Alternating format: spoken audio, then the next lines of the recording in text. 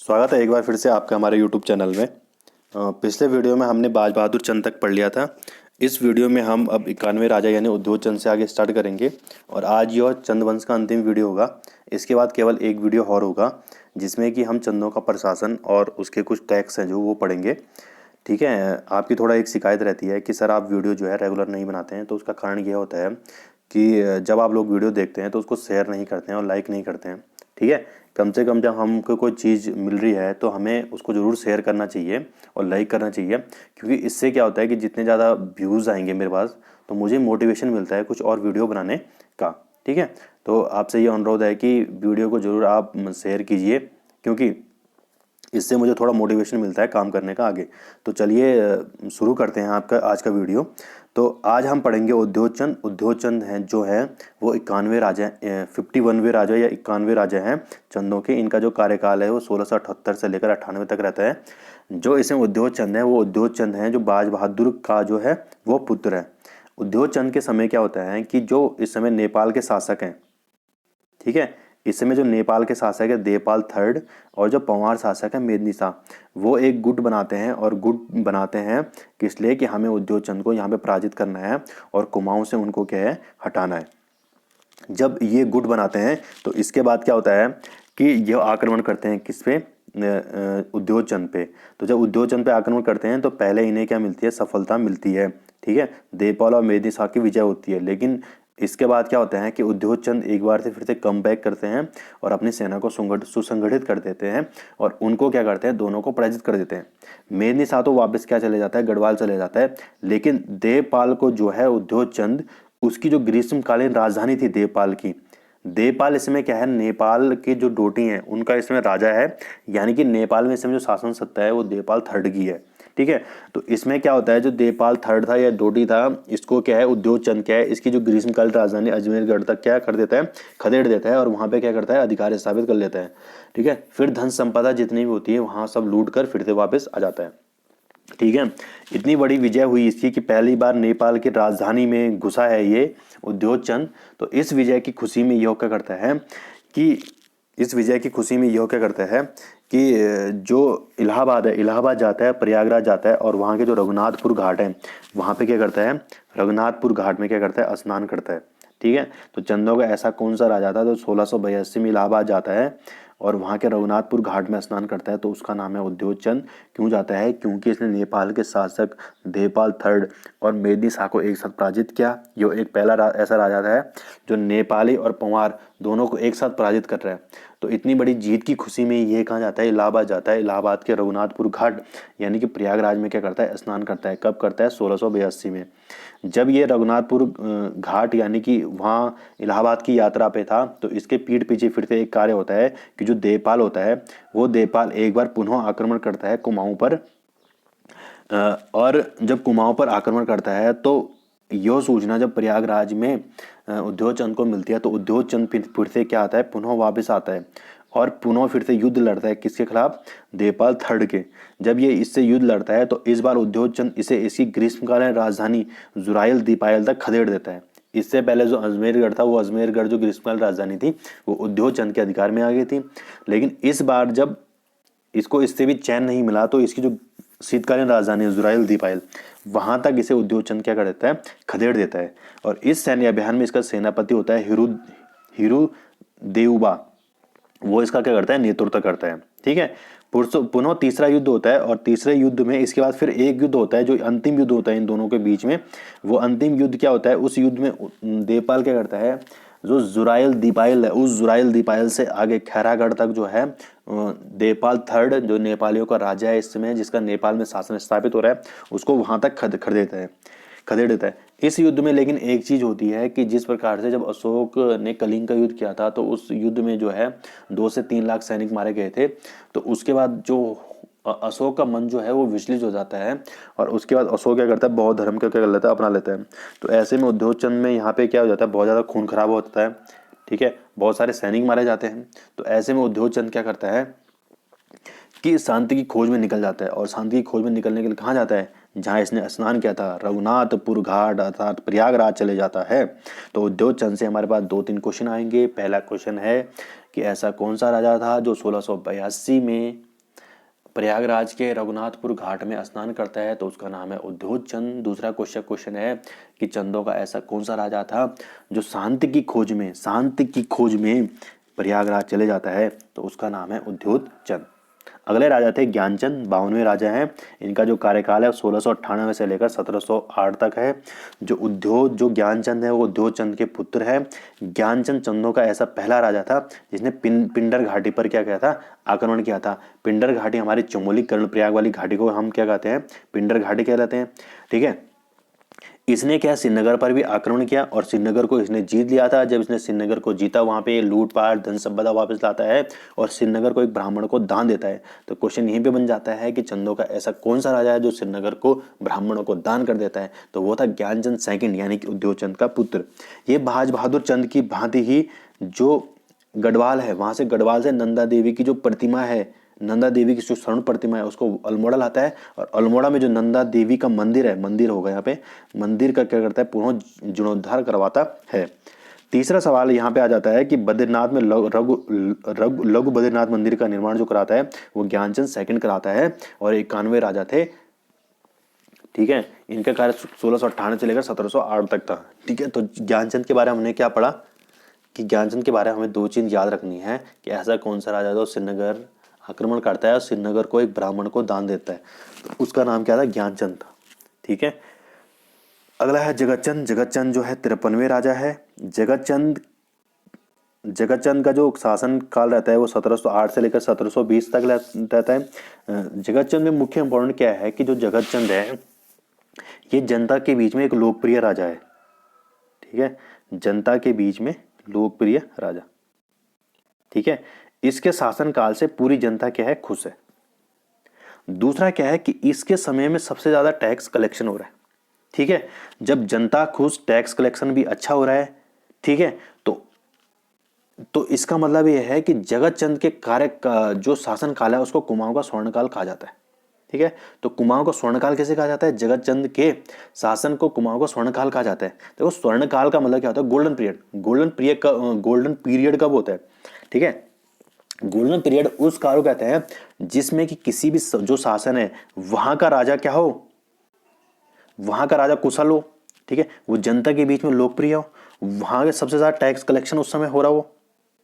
ठीक है, और जनता मतलब जनता को कोई कमी नहीं हो और वो क्या हुआ, एक के बाद एक युद्ध जीत रहा हो।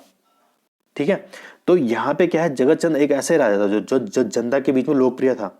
इसीलिए जो है जगतचंद के जो कार्यकाल है, शासन काल है, उसको कुमाऊं का स्वर्णकाल कहा जाता है। और इसके समय में तराई क्षेत्र जो था हमारा, उस तराई क्षेत्र से कम 9 लाख का टैक्स कलेक्शन होता था। ठीक है, जगतचंद एक ऐसा शासन था जिसने जुआरे और शराबियों पर भी क्या लगाया, टैक्स लगाया। ठीक है, इसके अलावा जो जगतचंद था वो मुगल शासक बहादुर शाह जफर के क्या था, समकालीन था। ठीक है, इसके अलावा जगतचंद ने श्रीनगर के युद्ध में फतेह शाह को पराजित किया था। ठीक है, और फतेह शाह ने देहरादून में शरण ले ली थी। ठीक है, तो श्रीनगर के युद्ध में इसने किसको पराजित किया था, फतेह शाह को। और जब इसने श्रीनगर पर अधिकार स्थापित किया है तो फतेह शाह कहाँ चले गया था, देहरादून चले गया था।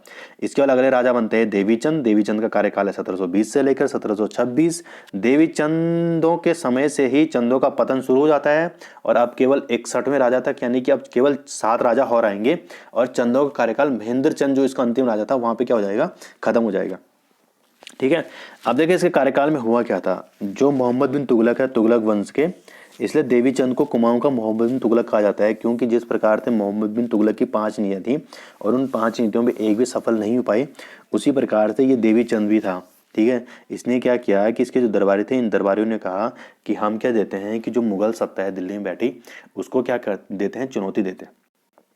तो जब इसने ऐसा कहा तो इसके लिए अब किसी और की मदद भी इसमें मांगी होगी। तो इसके दरबारियों ने कहा कि देखो जो रोहिल्ला है, रोहिल्ला सरदार हैं, हम उनसे क्या मांगते हैं, मदद मांगते हैं। अब देखो रोहिल्ला सरदार कौन है, यूपी में एक जगह है उसका नाम है रोहेलखंड। ठीक है, और जो रोहेलखंड है वहां पे जो जिनकी सत्ता स्थापित थी उस समय, उनका नाम था रोहिल्ला राजपूत। और ये रोहिल्ला कौन है, रोहिल्ला राजपूत है। अब जो है यूपी का हिस्सा उत्तराखंड से लगता था, तो ऐसे में ये बार बार यहाँ पे क्या करते, आक्रमण करते थे। ठीक है। तो इनका सरदार था दाऊद खां। इन्होंने कहा कि हम मिलकर क्या देंगे, चंद और जो रोहिल्ला है वो मिलकर मुगलों को चुनौती दे। लेकिन क्या ये संभव था? मुगलों का शासन, सबसे बड़ा शासन दिल्ली में अभी तक कहा जाता है, यानी भारत में अभी तक जितने भी शासक हुए उनमें सबसे प्रसिद्ध शासक कौन हुए, सबसे शक्तिशाली शासक कौन हुए? मुगल हुए। तो ऐसे में बिल्कुल इसलिए इसे कुमाऊं, देवीचंद को कुमाऊं को मोहम्मद बिन तुगलक कहा जाता है कि बेतुकी बात। ठीक है। और इसी कारण ये एक अयोग्य शासक भी क्या हुआ, अयोग्य शासक, इसी कार्य से एक अयोग्य शासक कहा जाता है। ठीक है। इसमें बस एक ही क्वेश्चन आता है कि कुमाऊं का मोहम्मद बिन तुगलक किसे कहा जाता है? तो कुमाऊं का मोहम्मद बिन तुगलक किसे कहा जाता है? देवीचंद को कहा जाता है। अब लास्ट में से ज्यादा कुछ नहीं है। ठीक है। इसके बाद जो शासक बनते हैं वो बनता है अजीत चंद। अजीत चंद का जो कार्यकाल रहता है वो 1720 से लेकर 1730 तक रहता है। कार्यकाल में कुछ होता है नहीं, और इसकी जो हत्या है उसके 20 दरबारी करा देते हैं। इसके बाद शासक बनते 56वें राजा कल्याणचंद चतुर्थ। उनका कार्यकाल है 1730 से लेकर 1747 तक। ठीक है। इसके कारण में रोहिल्ला का भयंकर आक्रमण होता है। ठीक है। और ये युद्ध आपको जरूर याद रखना है कि जो रोहिल्ला का भयंकर आक्रमण होता है वो कब होता है? वो 1743 में होता है। और इस युद्ध को विजयपुर का युद्ध या छक्ता का युद्ध कहा जाता है। और देखिए जो भीमताल है, भीमताल में एक परगना था, उसमें चंदों का छक्ता, और छक्ता में एक गांव था विजयपुर। वहां पे जो होता है चंदों और रोहिल्लाओं के बीच में क्या होता है? आक्रमण होता है। ठीक है। इस समय जो रोहेलखंड है वहां के सरदार है अली मोहम्मद खां और कल्याणचंद के बीच में एक युद्ध होता है, जिसमें कल्याणचंद चतुर्थ क्या होता है? पराजित होता है। ठीक है। जब इसमें कल्याणचंद चतुर्थ पराजित होता है तो इसमें फिर कुमाऊं में किसकी शासन सत्ता स्थापित हो जाएगी? रोहिल्लाओं की हो जाएगी। तो ऐसे में कल्याणचंद चतुर्थ भागकर कहाँ जाता है? गढ़वाल चले जाते हैं। और गढ़वाल में क्या लेता है? शरण ले लेते हैं। ठीक है। जब कहा जाता है कि जब यहाँ पे रोहिल्लाओं को शासन होता है तो उस रोहिल्लाओं के शासन काल में यहाँ पे क्या होता है? एक बहुत अत्याचारी शासन होता है। जब अत्याचारी शासन होता है तो यहाँ पे क्या होते हैं कि बहुत सारे हिंदू क्या करते हैं? मुस्लिम धर्म क्या करते हैं? अपना लेते हैं। ठीक है। तो अब क्या है, जब कल्याणचंद जब देहरादून में जब गढ़वाल में शरण ले लेता है तो वहाँ पे क्या होता है कि जब गढ़वाल में शरण ले लेता है तो वहाँ के राजा हैं इसमें प्रदीप शाह। ये प्रदीप शाह से मदद मांगता है कि भाई हमारी मदद करो, कुमाऊं में तो अब रोहिल्ला चले गए और रोहिल्ला क्या पता गढ़वाल पर भी आक्रमण करते थे। तो ऐसे में क्या होता है कि जो प्रदीप शाह होता है वो प्रदीप शाह अली मोहम्मद खान यानी कि जो रोहिल्ला सरदार होते हैं उनको युद्ध सदी के रूप में बहुत सारा धन संपदा देते हैं, और फिर से कुमाऊं पे क्या है? कल्याणचंद शासक बन जाता है। लेकिन कल्याणचंद इससे इतना दुखी हो जाता है कि अपने शासन काल के अंतिम क्षणों में वो क्या हो जाता है? अंधा हो जाता है। तो विजयपुर का युद्ध, छक्का का युद्ध कब हुआ था? 1743 में हुआ था। किस किस के बीच में हुआ था? कल्याणचंद चतुर्थ और अली मोहम्मद खां के बीच में हुआ था। इसके बाद दीपचंद राजा बनेगा, 97वें राजा। इसके शासनकाल में कुछ नहीं है। इसके बाद 98वें राजा बनते हैं मोहनचंद। यहाँ पे इंपॉर्टेंट हो जाता है 1778 से लेकर 1779 तक, 1 साल तक इनका कार्यकाल रहता है केवल। क्यों रहता है? क्योंकि इन्होंने अपने सर्वोच्च प्रशासनिक अधिकारी हर्षदेव जोशी को नियुक्त किया। और हर्षदेव जोशी को क्या कहा जाता है? कुमाऊं का चाणक्य कहा जाता है। तो अब इनके कार्यकाल में होगा क्या कि जब हर्षदेव जोशी को कुमाऊं का क्या कहा जाता है? कुमाऊं का चाणक्य कहा जाता है। तो हर्षदेव जोशी ये करता है कि कुमाऊं पर गढ़वाल के शासक ललित शाह को आमंत्रित करता है, आक्रमण करने का न्योता देता है कि तुम यहाँ आक्रमण करो, और जब तुम यहाँ आक्रमण करोगे तो मेरे को यहाँ के क्या कर देना? शासन सत्ता सौंप देना की, और मैं तुम्हारे अंडर में यहाँ पे कार्य करूंगा। ठीक है। तो यहाँ पे फिर ललित शाह क्या करता है? आक्रमण करता है किस पे? मोहनचंद पे। अब पहले सारी जानकारी लीक होगी सैनिकों की, कितने सैनिक हैं, उनके पास क्या क्या चीजें हैं, कैसे कैसे उनके साथ लड़ना है। तो एक नामात्र का युद्ध होता है, उसका कहता है बगवाली या पोखर का युद्ध 1779 में। जब 1711 में बगवाली में पोखर का युद्ध होता है ललित शाह और मोहनचंद के बीच में, तो यहाँ पे क्या हो जाता है? ललित शाह विजयी हो जाता है। ठीक है। तो देखिए यहाँ पे कितनी बड़ी बात है कि पहली बार ऐसा होगा कि जब पंवारों ने चंदों पर आक्रमण किया, और जब चंदों पे आक्रमण किया तो वहां पे अब ललित शाह अपनी शासन सत्ता स्थापित कर देगा। कहाँ? कुमाऊं में। अभी तक ऐसा कभी नहीं हुआ था, लेकिन इस समय होगा। ललित शाह क्या करेगा कि जो इसका बेटा है प्रद्युमन शाह, उस प्रद्युमन शाह को अल्मोड़ा का शासक बना देगा। और प्रद्युमन शाह अब क्या करेगा? अल्मोड़ा में प्रद्युमन चंद के नाम से शासन करेगा। और अब चंदों का जो शासक है वो एक पंवार शासक है, और उसका नाम क्या है? प्रद्युमन शाह, या प्रद्युमन चंद लिखेंगे हम यहाँ पे। ठीक है। तो अब चंदों का 59वां राजा कौन बनेगा? प्रद्युम्न चंद बनेगा। इसका जो कार्यकाल है वो 1779 से लेकर 1786 तक रहता है, ठीक है। और अब कुमाऊं पर कौन शासन सत्ता स्थापित कर दी? किसने? प्रद्युम्न चंद ने कर दी। और एक किसका बेटा? ललित शाह का बेटा। ललित शाह कौन था? पंवार शासक है, ठीक है। तो कितनी अजीब बात हो रही है यहाँ पे। अब देखो, जब ये 1786 में क्या होता है कि गढ़वाल में ललित शाह की मृत्यु हो जाती है। जब ललित शाह की मृत्यु हो जाती है तो श्रीनगर में ऐसे अराजकता की स्थिति उत्पन्न हो जाती है। जब अराजकता की स्थिति उत्पन्न होती है तो प्रद्युम्न शाह वापस गढ़वाल भाग जाता है। जब गढ़वाल वापस भाग जाता है तो यहाँ पे जो पहले से शासन कर रहा था मोहनचंद 98वां राजा था, वो फिर से कुमाऊं पर क्या कर लेता है? अधिकार कर लेता है। लेकिन इसका जो सर्वोच्च प्रशासनिक अधिकारी था हर्षदेव जोशी, वो मोहनचंद की क्या करा देगा? हत्या करा देगा, ठीक है। इसके बाद शिवचंद शासक बनता है 60वें राजा, उसकी भी कौन करा देता है? हत्या करा देता है हरदेव जोशी, ठीक है। अब अंतिम राजा आएंगे 61वें राजा, इनका नाम है महेंद्र चंद। इनका कार्यकाल 1788 से लेकर 1790 तक रहता है। आपने बहुत बार एक क्वेश्चन सुना होगा कि गोरखाओं का पूर्ण रूप से कब कुमाऊं पर अधिकार स्थापित हो गया था? तो वो 1790 में हो गया था। तो अभी होगा महेंद्र चंद के अंतिम शासक है। तो देखो इनके कार्यकाल में होगा क्या कि हरदेव जोशी जाएगा महेंद्र चंद के पास, लेकिन महेंद्र चंद को निष्कासित कर देगा, यहाँ से भगा देगा यहाँ से। फिर हरदेव जोशी जाता है गढ़वाल, लेकिन गढ़वाल में फिर ये वही करता है हस्तक्षेप की नीति। तो फिर ये गढ़वाल से भागकर काम जाएगा गोरखाओं के बाद जाएगा बरेली। जब ये वहाँ पहुँचता है तो ये सारी फिर जितनी भी सैन्य संबंधित जानकारियाँ होती हैं वो किसे लीक कर देता है? उन सबको लीक कर देता है। किसको? गोरखाओं के पास। और गोरखाओं को फिर आमंत्रित करता है कहाँ आक्रमण करने के लिए? अल्मोड़ा में आक्रमण करने के लिए, चंदों पर आक्रमण करने के लिए।